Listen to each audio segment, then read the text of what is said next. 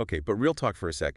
Don't we all have those things, those little ways we try to, you know, avoid pain? Yeah. Like, I'll be the first to admit, sometimes when things get a bit stressful, hmm that online shopping cart starts looking a little too full. Oh, tell me about it. I think we all have those moments where we reach for something, anything to just kind of. Yeah, like take the edge off, right? Exactly. Whether it's that extra scoop of ice cream or maybe just losing yourself in a good book. It's like we're programmed to kind of step back from anything that feels a little too much. Okay, but here's the thing that's been on my mind. Yeah. What if, and maybe this is a little out there, but what if all that avoiding, what if it actually ends up causing us more pain down the road? Well, you're definitely onto something there. It's Okay. fascinating how our brains are wired, like pain avoidance. That's primal. It's deep in our DNA. Right, like back in the day, it was all about survival. Exactly. You see a saber-toothed tiger, pain's the signal that says, hey, time to run.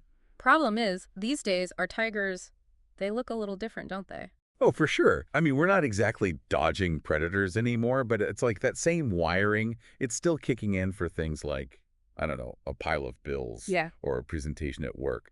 Like, my heart starts racing, my palms get sweaty, and all I want to do is hit the snooze button on life. You hit the nail on the head. It's like our brains haven't quite caught up to the fact that, hey, that overflowing inbox, it's not actually going to eat you. But it feels like it sometimes, right? It absolutely can. And what makes it even trickier is that we live in a world that's practically designed to keep us in that avoidance loop. Oh, yeah, you're talking about that instant gratification thing. That's it. Everywhere we turn, it's all about getting what we want right now. Mm-hmm. Order takeout, binge watch that whole season, buy those shoes with one click. So easy to fall into, especially when you're already feeling kind of blah. And it makes sense in a way. Our brains are hardwired to seek pleasure and avoid pain.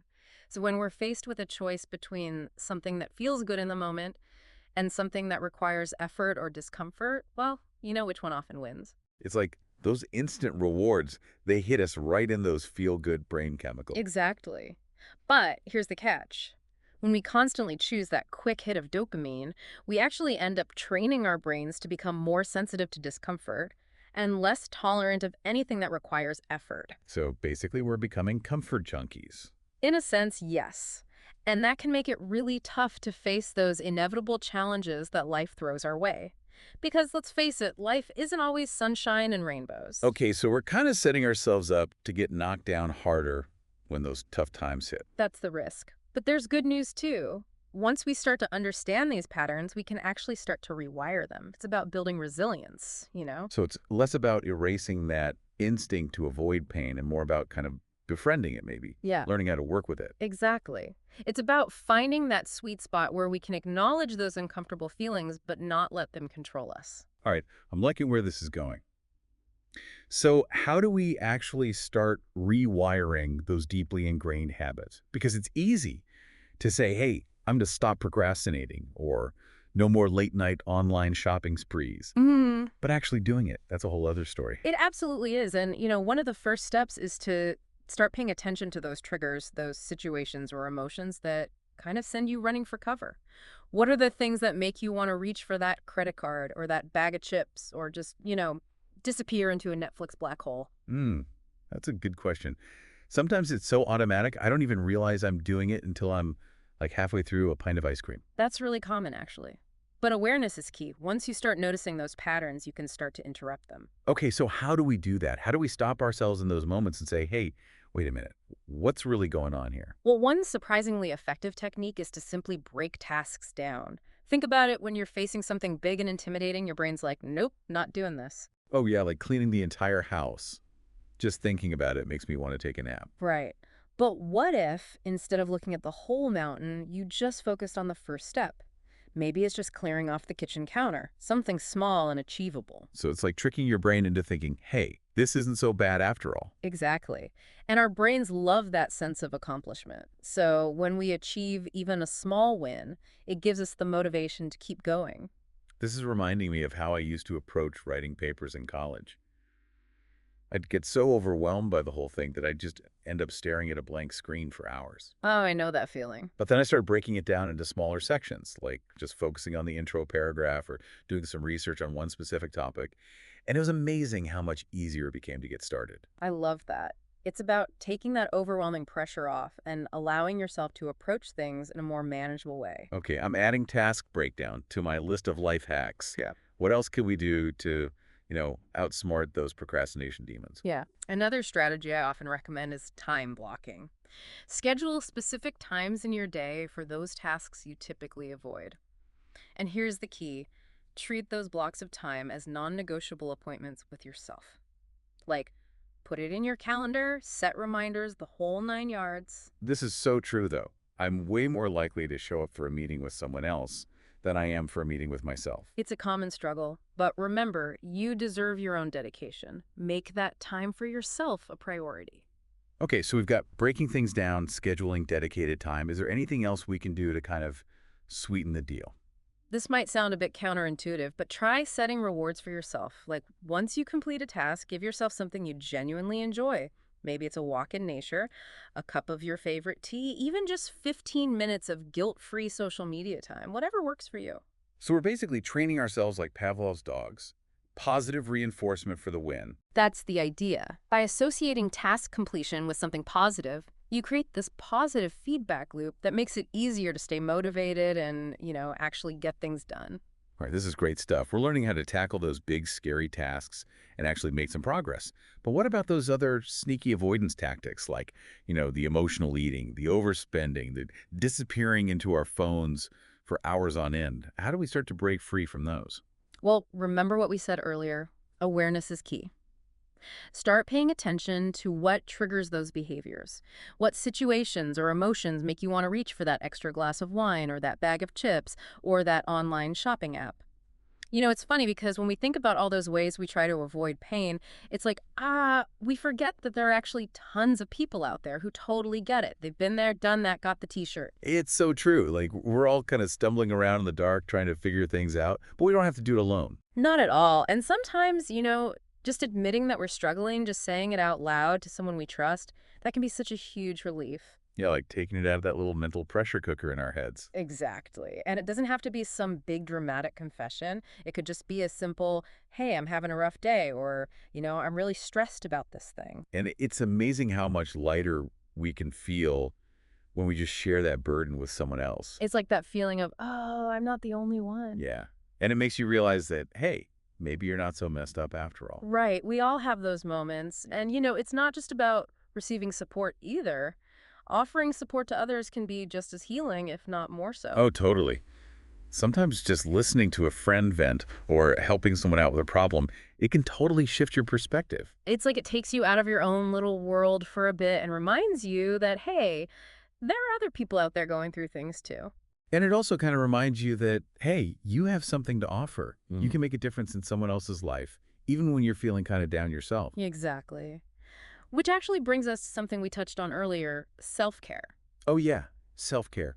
It's like the buzzword of the century, but Yeah. let's be real, a lot of us still struggle with actually making it a priority. It's so true. It's easy to let it fall by the wayside when we're busy, stressed, just trying to keep up with everything. And then we feel guilty for taking time for ourselves. And it's like, oh, I should be doing this or I should be doing that. I think it's because we have this idea that self-care has to be some big, elaborate thing, like you need a spa day or a weekend getaway to actually count. Yeah, like bubble baths and face masks are great, but sometimes self-care is just like taking 5 minutes to breathe or going to bed early. Exactly. And it's not selfish at all. It's essential. Think of it this way. If you were running on an empty tank, how effective would you be at, well, anything? Yeah, you'd be running on fumes. Exactly. Self-care is about refueling your tank so you can show up as the best version of yourself. Okay, I love that. Refueling your tank. It's like they say on airplanes, put your own oxygen mask on first before helping others. Exactly. You can't pour from an empty cup. So what are some of the things you do to kind of refuel? Honestly, sometimes it's as simple as just taking a walk. Like getting out in nature, even for a few minutes, can just totally shift my mood. I love that. It's amazing what a little fresh air can do. It's like a little reset button for your brain. And it doesn't have to be anything fancy, right? It's just about finding those little things that bring you joy and make you feel recharged. And giving yourself permission to do those things. It's like sometimes we have to schedule fun into our lives. I love that. Schedule fun. I'm going to write that down. Put it on your calendar. Yeah. But, it's not just about like doing things that feel good. Self-care is also about setting healthy boundaries. Ooh, boundaries. Those are so important. It's like we're so used to saying yes to everything and everyone that we forget that we have the right to say no. It's true. And it's a skill, right? Like any skill, it takes practice.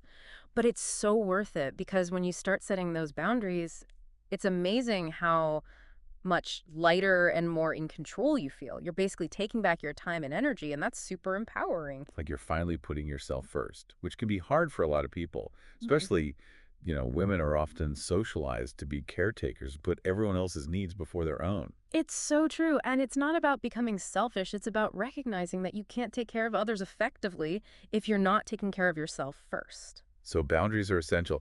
And, this whole conversation is making me think about all the ways we try to numb ourselves out instead of, actually dealing with our emotions. Like we reach for that extra glass of wine, or we scroll through social media for hours, or we binge watch our favorite shows. It's like we're constantly trying to escape from ourselves. Yeah. It's like we're afraid of our own feelings. Like if we just ignore them long enough, they'll magically disappear. But they don't, do they? They rarely do. In fact, they usually come back even stronger. So how do we break free from that cycle? How do we, actually face those uncomfortable emotions instead of trying to run away from them? That's where mindfulness comes in. Oh, mindfulness. Everyone's talking about mindfulness these days. It's more than just a buzzword, though. It's about learning to pay attention to the present moment without judgment. Okay, but how do you actually do that? Like, my mind is constantly racing. It's like a monkey on a trampoline. I hear you. It definitely takes practice. But one simple technique you can try is focusing on your breath. Like, just notice the rise and fall of your chest as you inhale and exhale. So we're basically anchoring ourselves to the present moment with each breath. Exactly. And it's amazing how much that can calm your nervous system. Okay, I can try that. Yeah. But what happens when, like, inevitably my mind starts to wander? That's totally normal. Don't judge yourself. Just gently bring your attention back to your breath. Okay, so it's like a gentle redirection. Exactly. It's like you're training a puppy. You have to keep bringing it back to the present moment over and over again. And another technique you can try is engaging your senses. Like, really pay attention to what you see, hear, smell, taste, and touch. So we're basically bringing our attention back to the physical sensations of the moment, rather than getting lost in our thoughts. Exactly. And you can practice mindfulness anywhere, anytime. It doesn't have to be a formal meditation practice. It could be while you're washing the dishes or walking the dog or even just waiting in line at the grocery store. It's just about bringing that quality of awareness to whatever you're doing. I like that. Mindfulness on the go. And one thing I find particularly helpful is practicing mindful movement. It could be yoga, tai chi, walking, dancing, really anything that gets you out of your head and into your body. It's like we often forget that our bodies and our minds, they're not separate entities, they're totally interconnected. Yeah, it's like we're so used to thinking of them as two different things, but they really do work together, don't they? They absolutely do. And when we ignore our bodies, when we push ourselves too hard or don't give ourselves the rest and nourishment we need, it can really take a toll on our mental and emotional well-being too. Like think about it, when you're feeling stressed or anxious, do you ever notice any physical sensations? Oh, totally. My shoulders get all tense. I get headaches. My stomach feels like it's tied in knots. It's like my body's screaming at me to slow down. Exactly.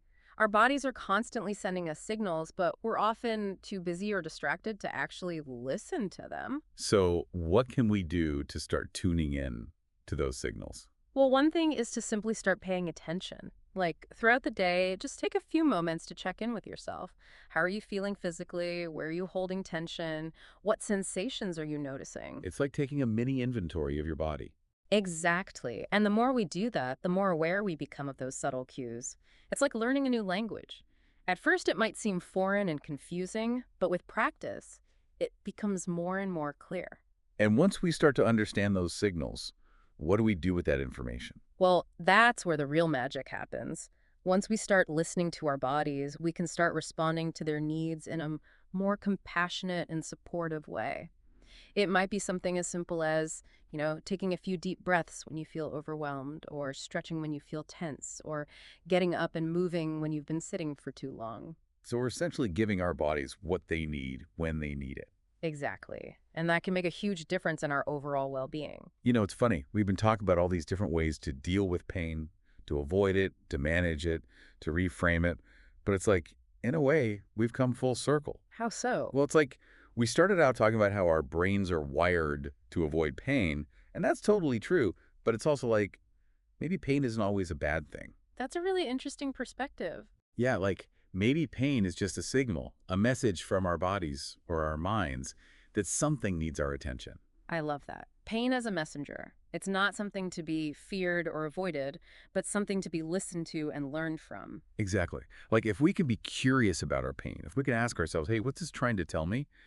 Maybe we can actually use it as an opportunity for growth. And that's where resilience comes in, right? Resilience isn't about never experiencing pain or hardship. It's about developing the tools and the mindset to navigate those challenges in a way that allows us to come out stronger on the other side. So how do we cultivate that resilience? What are some things we can do to, build up those mental and emotional muscles? Well, one of the most powerful things we can do is cultivate a growth mindset. This means believing that our abilities and intelligence, they're not fixed. They can be developed through effort and learning. So instead of saying, I'm not good at this, we can say, I'm not good at this yet. Exactly. That simple shift in language can make a world of difference. It opens us up to the possibility of growth, even in the face of challenges. I love that. It's about embracing the journey, not just focusing on the destination. And along that journey, it's so important to be kind to ourselves. We're all going to make mistakes. We're all going to face setbacks, but that doesn't mean we're failures. It just means we're human. Self-compassion is key. Absolutely. Treat yourself with the same kindness and understanding that you would offer to a good friend. Acknowledge your struggles, validate your feelings, and remind yourself that you're doing the best you can with what you have in this moment. This has been such an amazing conversation. Thank you so much for sharing your insights with us today. It's been my pleasure. And remember, everyone listening, you have the power to transform your relationship with pain and create a life that is both meaningful and fulfilling. That's all the time we have for today's deep dive, but we hope this conversation has given you some food for thought and maybe even inspired you to take a few small steps towards building more resilience in your own life. We believe in you. Until next time, be kind to yourselves, embrace the journey, and never stop learning and growing.